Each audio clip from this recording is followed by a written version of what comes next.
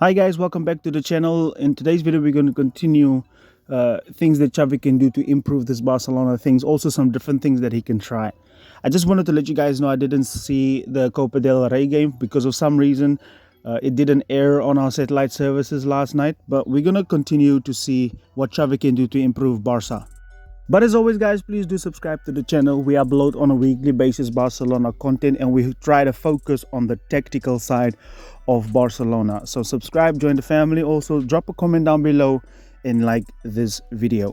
So I've been thinking a few days back, guys. I think the biggest problems we're experiencing at the moment is rather formational and with the shape, which is not allowing Barcelona to deliver on the best that it could be. So in today's video, we're going to look at that specifically, things that Xavi can do to bring back the shape of Barca. So first off, I wanted to talk to you guys about Oriol Romeo, right? And I know he's not at the best form.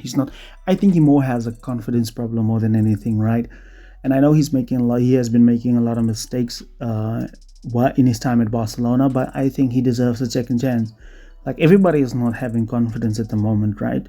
So why not just have him back and just put him to make his mistakes, let him learn, let him find his role in Barcelona. But I actually wanted to share something with you. For a long time now, we've seen that Andreas Christensen was talked about to start at pivot position, but I feel like that would be a mistake since he's not a real pivot, right? Why don't we rather have him pick four center backs with Inigo? This is now if everybody is fit, of course.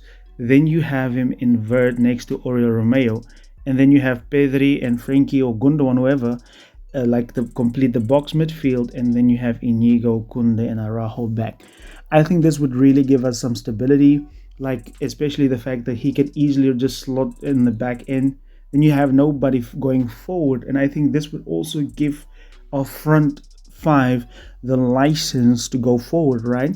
And now, if teams would recoup the ball, they would have to go through three ways of pressure and lines to actually get up the pitch. And I think that would also improve Barcelona a lot defensively, right?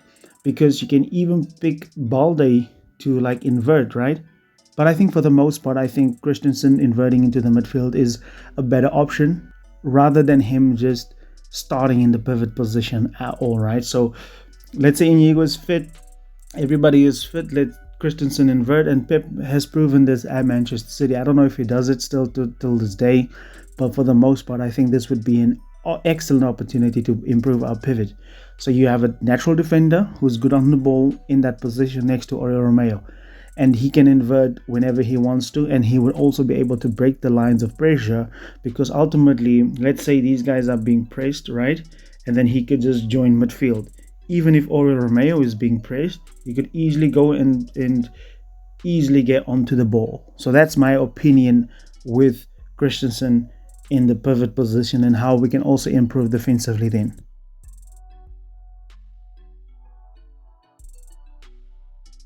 You know, when I say can't we bring back the number 10, I mean somebody who's drifting around constantly.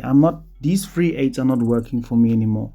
So obviously we're going to see Ferran, who is, my opinion, the guy that should be doing this, right? We're going to see Balde, Christensen, Araujo, and Kunde. Frenkie de Jong, of course, pivot, and then we have Pedri.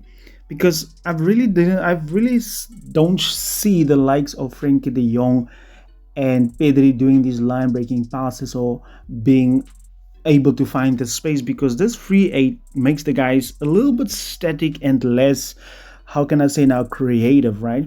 If we can find somebody like Ferran Torres, or you can even have Pedri do this to constantly affect all over the pitch, all right? But I prefer Ferran to do this along with Pedri, because especially with the likes of Robert Lewandowski, who likes to leave his position, right? And then Ferran can do those runs in behind the defense, because I feel like Ferran is really good, especially in the build-up when the likes of Frenkie finds the ball. He's good at patrolling, you know. I don't know if you guys have noticed what he does, but for the most part, I think Ferran will be excellent at doing this job. You can even have Pedri and Romeo deep and have Lamine also invert, or have both Ferran and Joao Felix invert, have Kunde as your fullback. You can have Araujo and these guys to have the 2-3-5 formation going on, and then Varane can just patrol in between the lines along with Joao Felix, or Varane and Joao Felix. Just imagine this is Varane and that is Joao Felix. These guys could easily do some patrolling. So there's so many ways and so many things that you can try as a manager. And you say it won't work. How do you know if it will work or not if you don't try it? But I think that Ferran Torres is an excellent guy. I would prefer Ferran and Joao Felix to play this type of way, especially because of Lewandowski, who's not able to run in behind.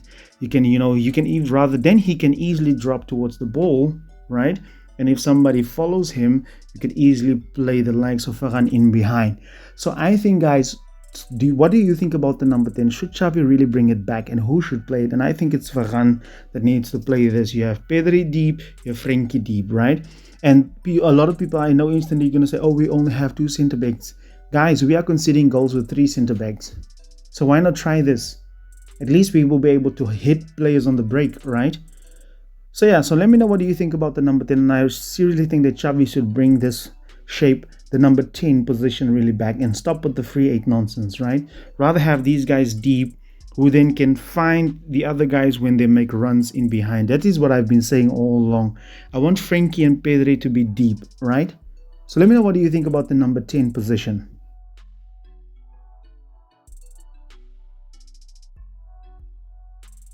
Now, before you think I'm crazy defending in a 3-5-2 situation or shape, this shape will really solve 2 problems for us. We will be able to remain clocked in the center while at the same time being wide defensively, especially throughout the fullbacks, because often you see that there's somebody always joining Lewandowski, and then the opposition can easily play through the wings or the fullbacks to get there, and some of our free H would have to go up and then ultimately leave a player open in the space right here, and then we are often under scrutiny or under attack, right? But what I would do simply is have these guys still try to press the center backs, but then you bring somebody like Balde up to press that fullback, right? So now you're already going to have pressure on top of him, right? So now you can have Frenkie de Jong cut out the passing lane to his free 8, and then you can have Pedri go up there. Now, in order for them to find this player, they would have to probably play a long ball, but then Oriol Romeo can easily jump up. And if they, by the way, go whichever side they go, then you can just have Lamine Yamal come up here, right? And if they go through this side, you can have Pedri just come out here. But then these guys, of course, would have to be defensively sound and on their ball. But my main problem is teams wouldn't be able to build up this way if you have Balde way more advanced and ready to put pressure on that right back or fullback. You know what I'm saying? You could do the same way to the other side, but here's the thing: we will mainly be defensively sound because, of course, already here you have 1, 2, 3, 4 players, 5 players that you can't play the ball to. The only player you can really play the ball to is this guy right here.